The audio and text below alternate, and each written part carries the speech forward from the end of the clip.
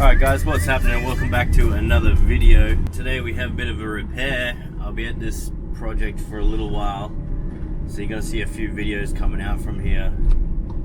But the house has had a bit of movement. It's a fairly new house, like within 5 years. It's had a bit of movement and a lot of the internal joints and the tape has come away, it's creased and it's cracking. So we're going to fix that up today. And I just went down the Gold Coast to pick up a specific tool. I'll fill you in what tool that is a little later. But first, we need to go into Bunnings Warehouse, which I'm here right now. And we need to get some materials. We need to get some top coat. We need to get maybe some long set base coat. And that's about it. I'll check my tape situation when we get in. And so let's find a park and get it going.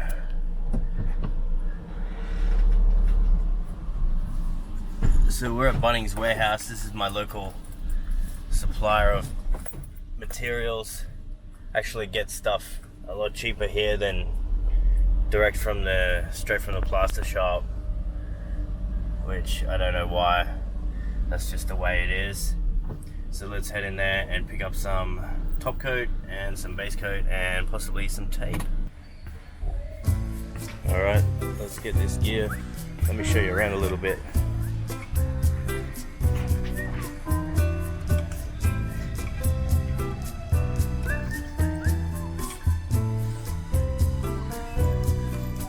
This is what goes over the gap between the wall and the ceiling. You might see it on some videos, especially mine. That's a gap.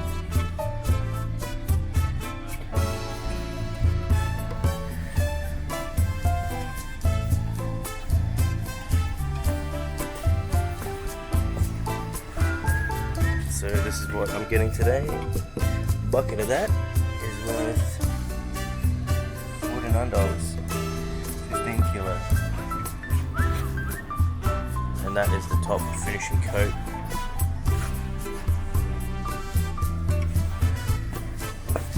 And we're going to get a bag of this base coat. Alright, we're just about to roll out of here. I've got my materials right here. Switched it up a bit. I'm going to use it all purpose, possibly. It's going to save me a lot of time. And this is the tool that I wanted to show you. It's a corner finisher.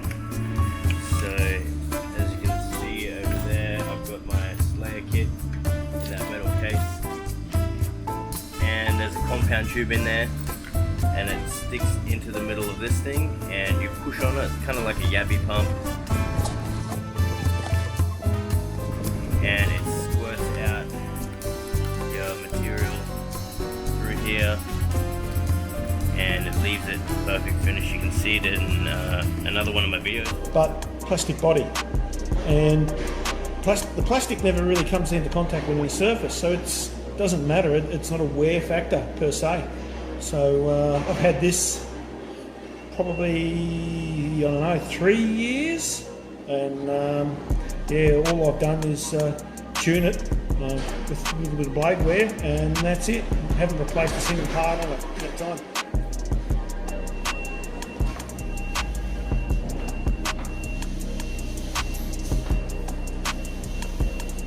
So you want consistency for using the corner finisher on the compound tube, about the same as what you'd run with your flat box.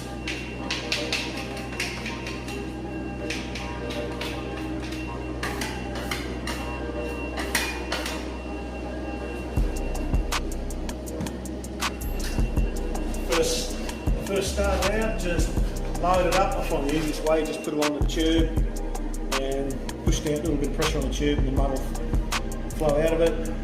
Just spread that on your blades and you're good to go.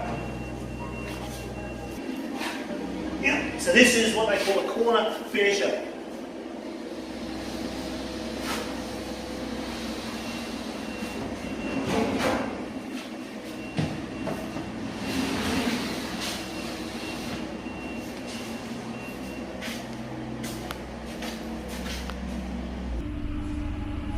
And that was Gary Holt down in Victoria, Australia, using one. I'll be going on a pre-painted surface. Hopefully it should be alright. I'm just going to take it easy. Hopefully it doesn't pull any paint off and get paint chips in it. But it should be okay. And I really need to get my practice up in these. These are a great tool. And you can see how Gary uses it. He does it so well. So let's get this material in the car and we'll come back to you when we are in the job.